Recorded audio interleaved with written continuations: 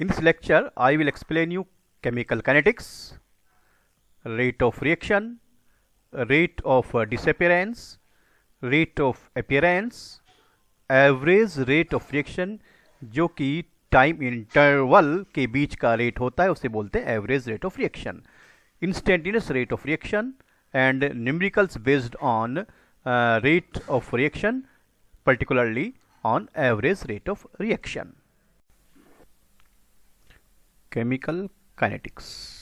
This one, the branch of the chemistry which deals the study of the reaction rates and mechanism as well as the factors affecting rate of reaction is called chemical kinetics. यानी ये जो chemical kinetics है, chemistry की वो branch है, वो हिस्सा है जिसमें बात करते हैं रिएक्शन रेट्स का, उसके मैकेनिज्म का और वो फैक्टर्स जो कि रेट ऑफ रिएक्शन को अफेक्ट कर सकते हों, चेंज कर सकते हों.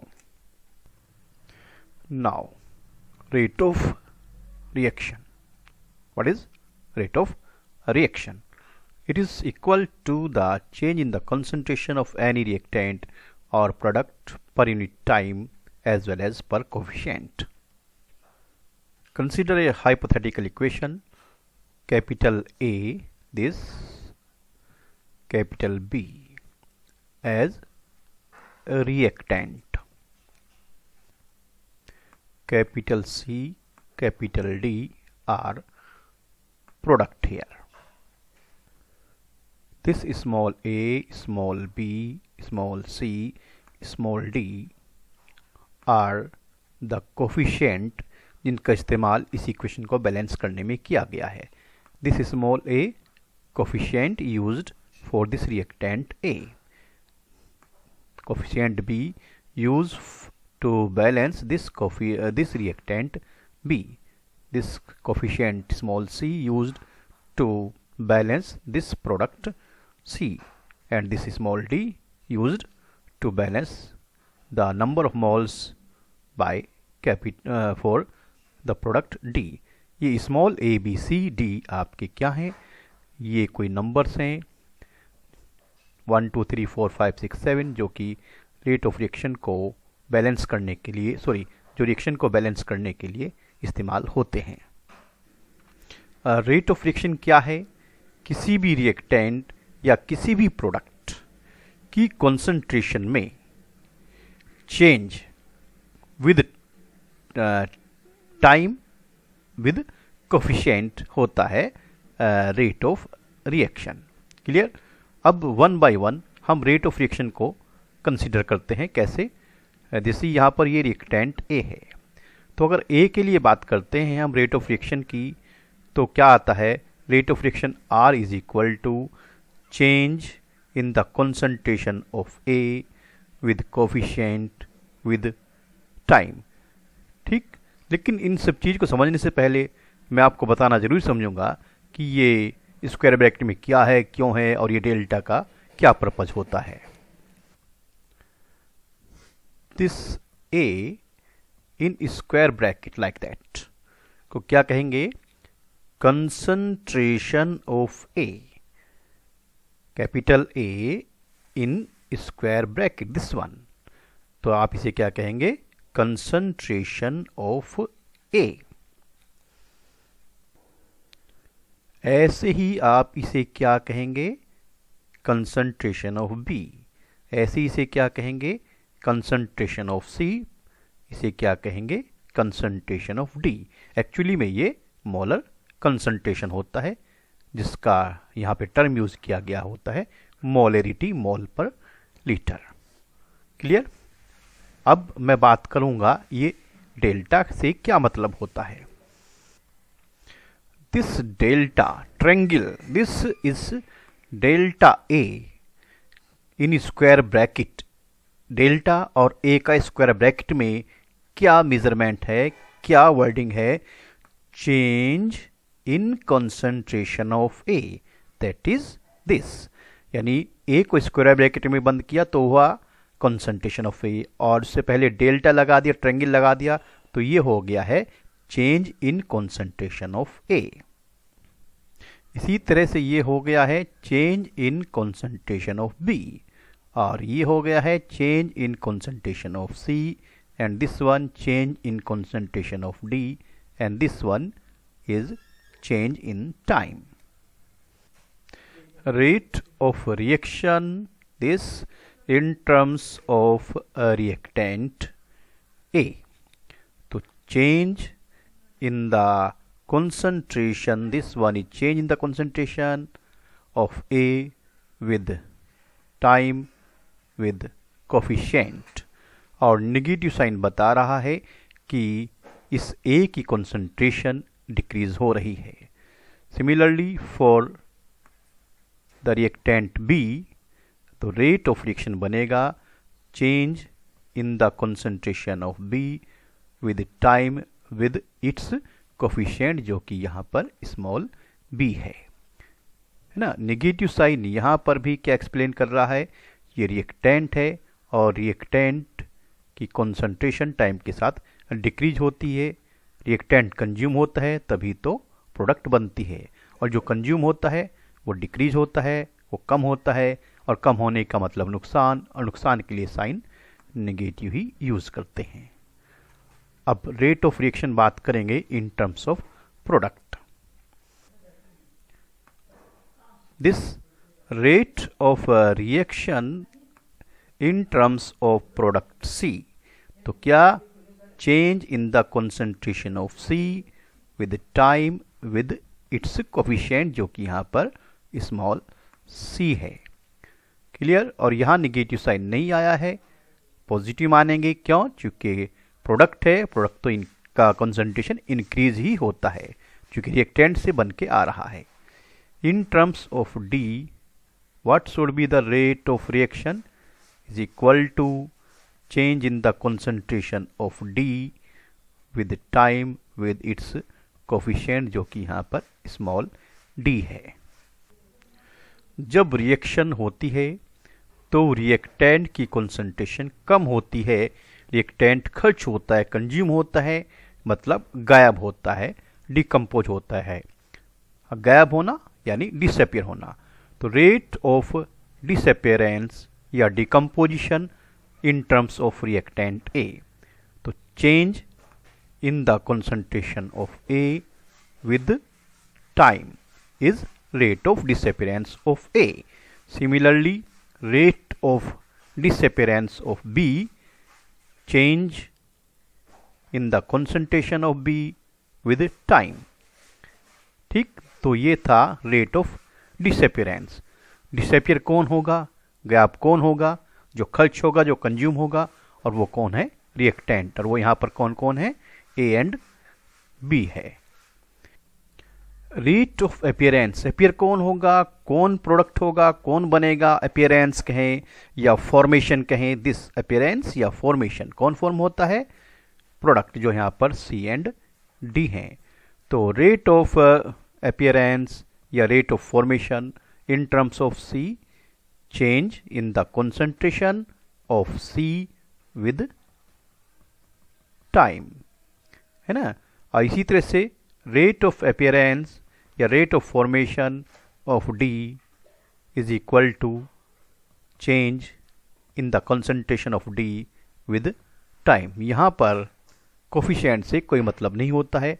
जो मेन डिफरेंस है rate of disappearance, appearance with rate of reaction में क्या है कि रेट ऑफ रिएक्शन में कोफिशिएंट यूज होता है और रेट ऑफ डिसअपियरेंस या अपीयरेंस में कोफिशिएंट यूज नहीं होता है।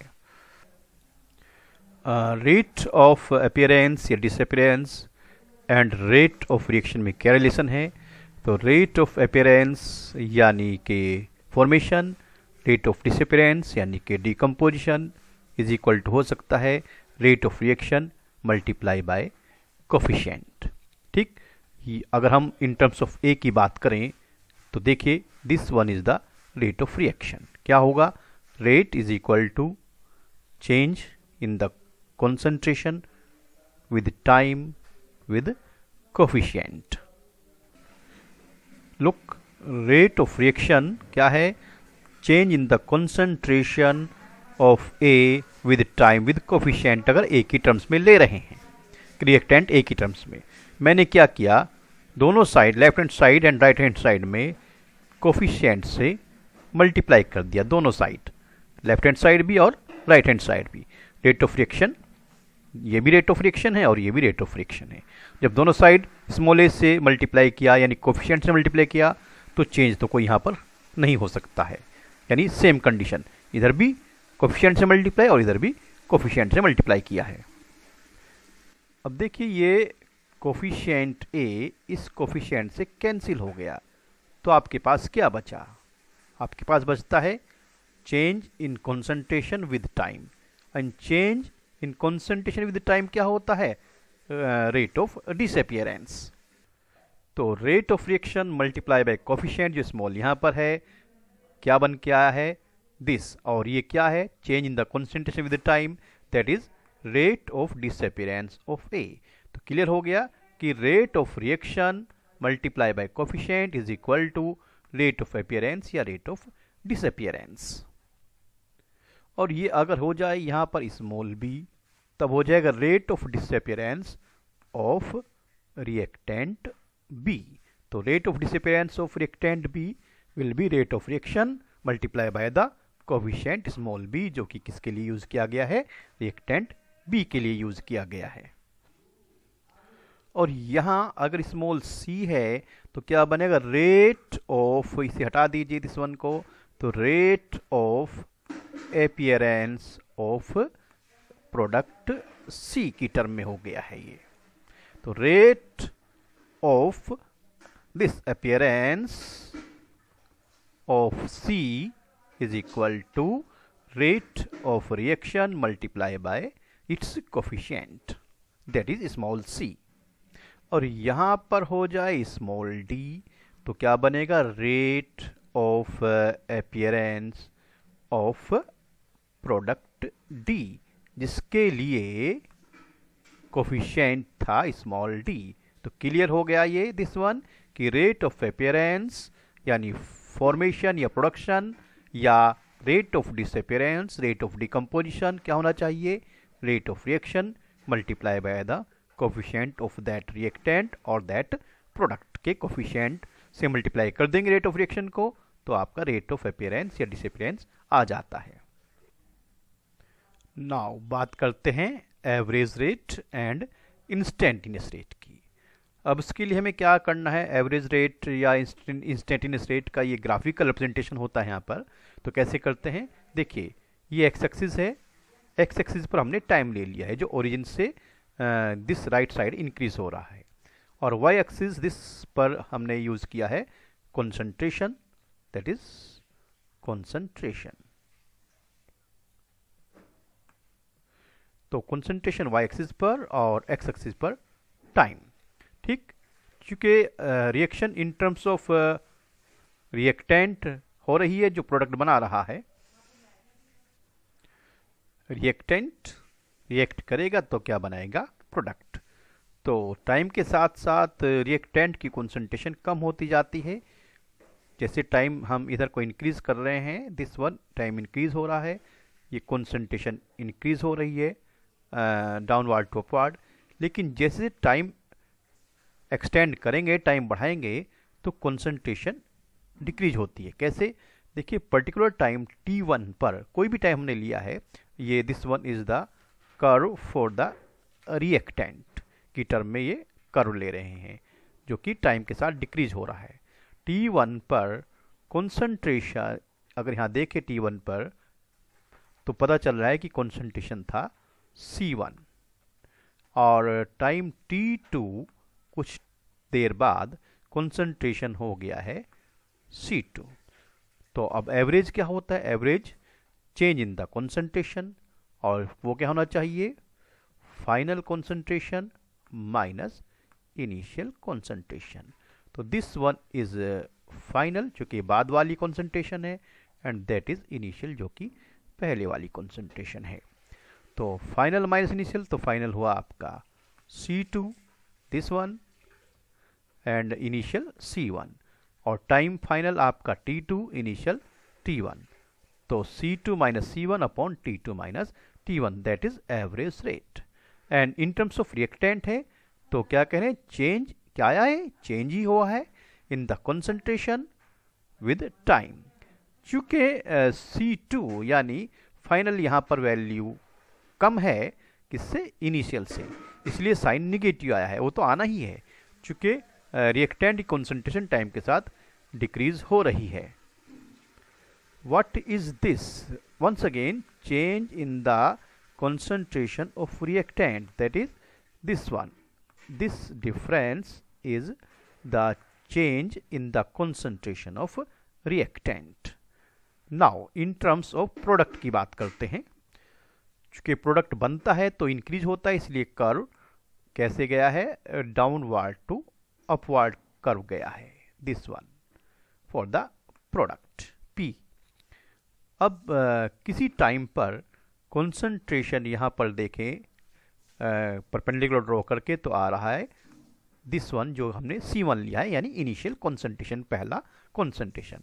T2 टाइम पर जो कंसंट्रेशन यहाँ पर बन रहा है परपेंडिकुलर ड्रॉ करने से, that is C2, this one is final concentration. बाद वाला कंसंट्रेशन फाइनल और शुरू वाला इनिशियल, शुरू वाला टाइम इनिशियल और बाद वाला टाइम फाइनल। ठीक, तो यहाँ रेट एवरेज या average rate in terms of product क्या बनेगा, चेंज इन द कंसंट्रेशन, वो क्या हो रहा है, this one is the change in the concentration of product with time, that is this one is change in the time delta T. Okay, तो C2 minus C1 this upon T2 minus T1, और change in the concentration किस में आया है, वो product में, इसलिए use किया है डेल्टा P और T2 minus T1 delta T। चूंकि C2 जो कि यहाँ पर फाइनल वैल्यू है, then that one is greater, यहाँ पे दिखाई दे रहा है ये C2 ग्रेटर है, तो इसीलिए साइन यहाँ पर निगेटिव नहीं, आप इसे पॉजिटिव कंसिडर करेंगे। तो इन टर्म्स ऑफ रिएक्टेंट भी मैंने बताया एवरेज रेट, और इन टर्म्स ऑफ प्रोडक्ट भी मैंने आपको एक्सप्लेन किया एवरेज रेट।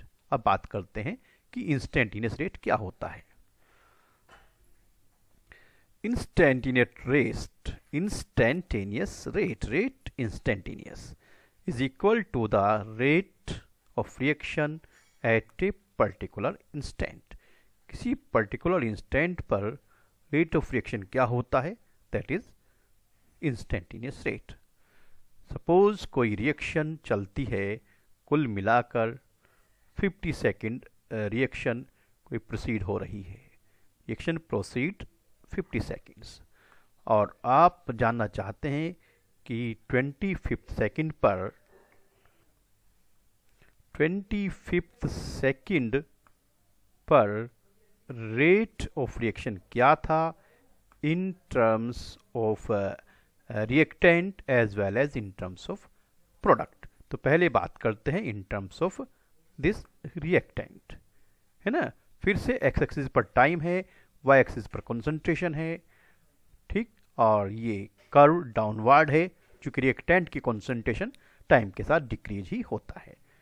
अब इसके लिए हमें क्या करना है, चूंकि रेट इंस्टेंट होता है, टेंजेंट स्लोप टेंजेंट कहें स्लोप कहें, all are equal to perpendicular upon base. तो कैसे, देखिए, तो इस पर्टिकुलर टाइम जो कि हमने लिया है 25th सेकेंड, हम कुछ और ले सकते हैं, से हमने इस कर्व पर ये टेंजेंट ड्रॉ किया।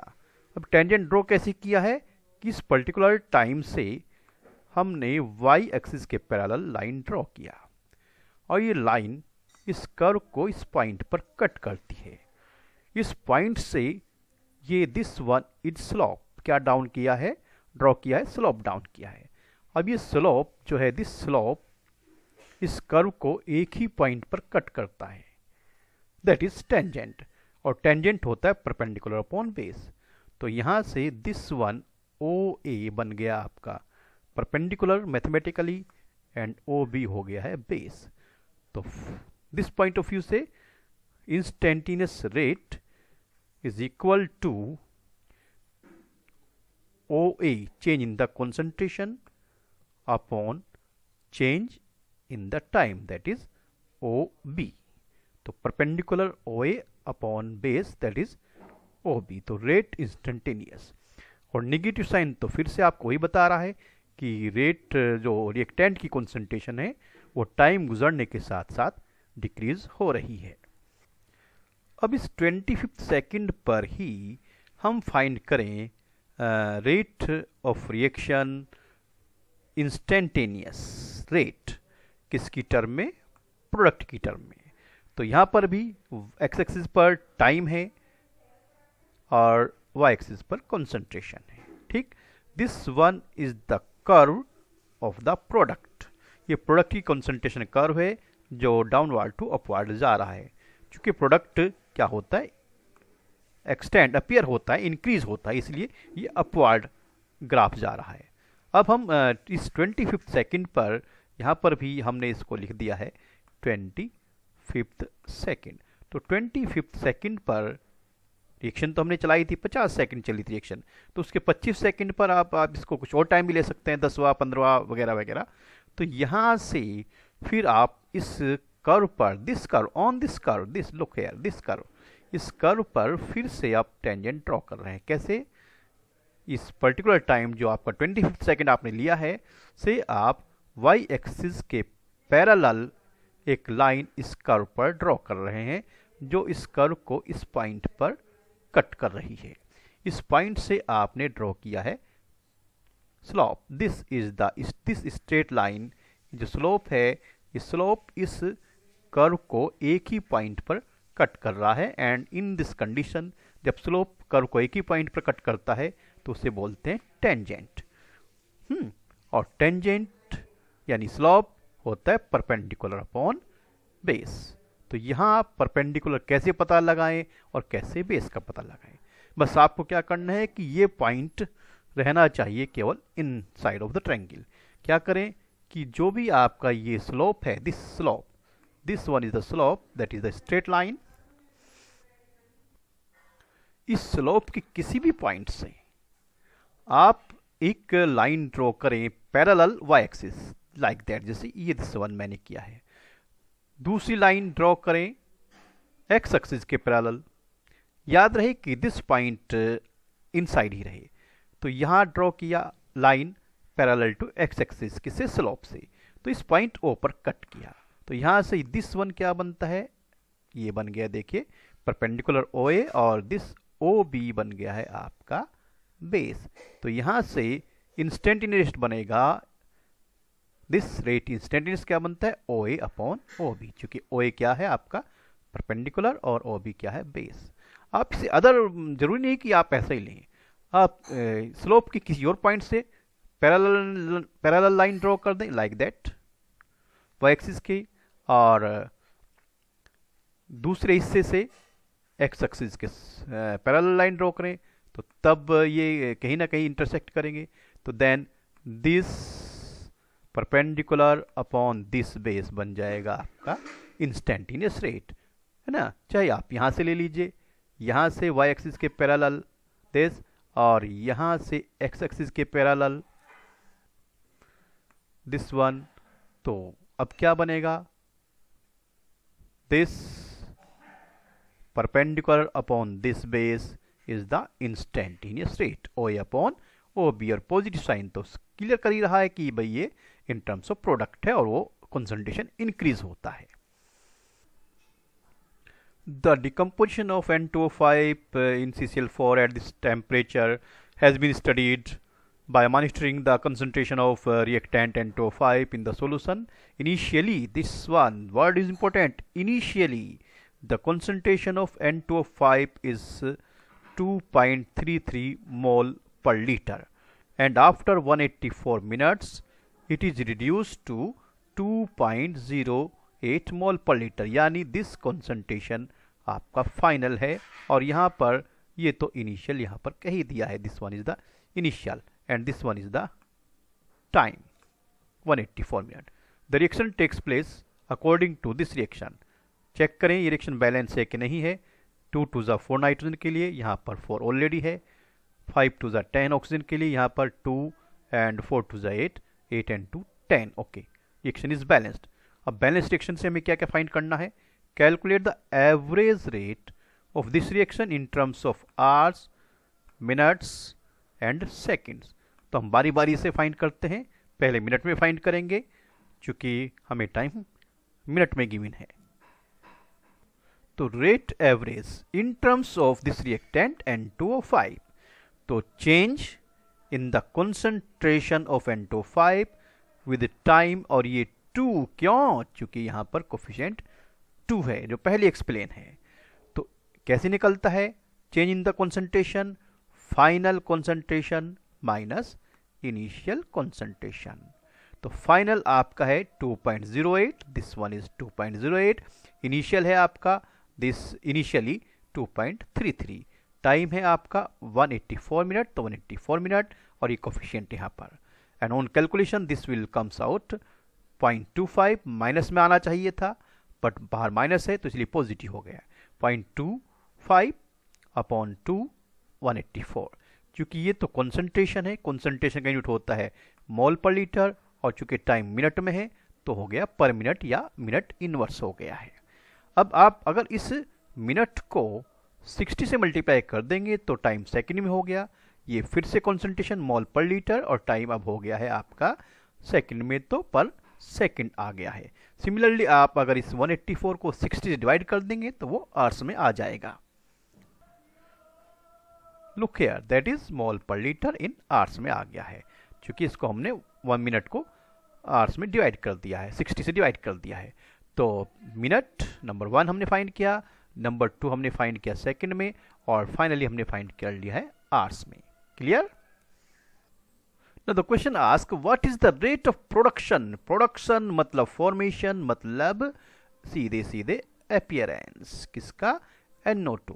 तो रिएक्शन को फिर से हमने यहाँ नोट किया है, और NO2 की टर्म्स में जो प्रोडक्ट यहाँ पर है उसका कोफिशिएंट यहाँ पर 4 है।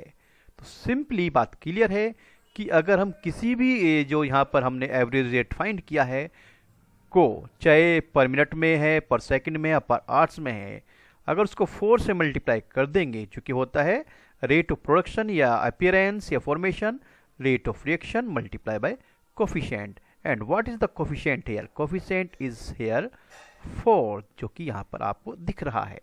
तो रेट ऑफ रिएक्शन कोई सा भी, any one of this multiply by 4, और आपके पास हो जाएगा rate of production of NO2, चूंकि इसके लिए कोफिशिएंट यहाँ पर 4 है। तो this one rate of reaction यहाँ पर, और ये कोफिशिएंट 4 है। आप इसको कैलकुलेट कर सकते हैं, 2 4 जा 2 2 जा 4 and then so on. Calculate करने पर you have the answer in mole per litre, concentration mole per litre में है और टाइम मिनट में लिया गया है, तो इसलिए पर मिनट हो जाता है। This next numerical for the reaction rate gives product. Reactant changes from this concentration जो इनिशियल होना चाहिए to this, that is final concentration in 25 minutes. 25 minutes में calculate the average rate of reaction using units of time in both minute and seconds.